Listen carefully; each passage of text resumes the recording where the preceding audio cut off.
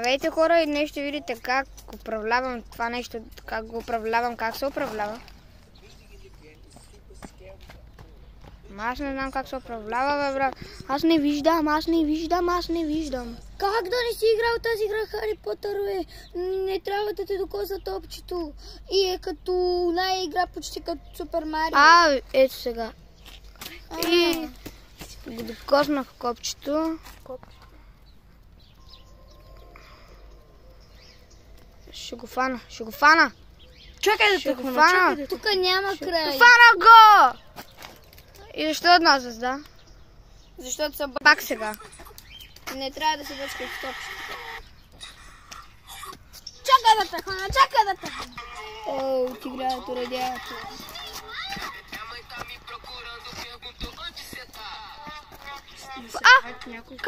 Как една звезда? Пак ли проверим? Да, на 12 секунда. Неймар! Махни, бе. Още веднъж я пробвам. Неймар! Аз само се блъскам, бата. Мен на машинко не може да ме спъне, аз там се спъвам. Аз си бърка. И Пепи. Да.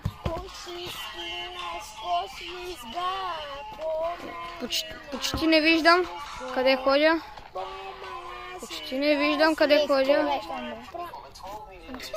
Дай! Още веднъж ще ме изнервя тази игра.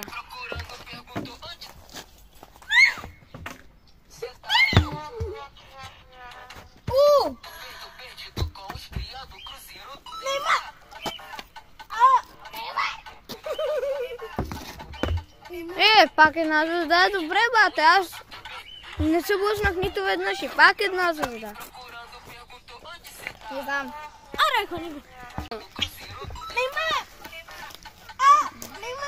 Моят приятел не е добре с главата. Защото в онзи ден получи сътресение, защото падна с колелото.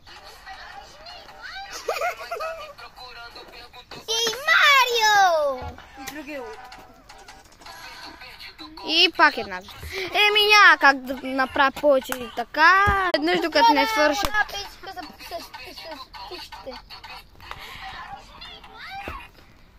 Да кажа не знае, че за мен.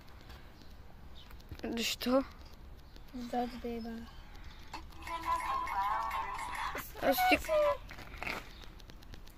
Чакай да тъпи.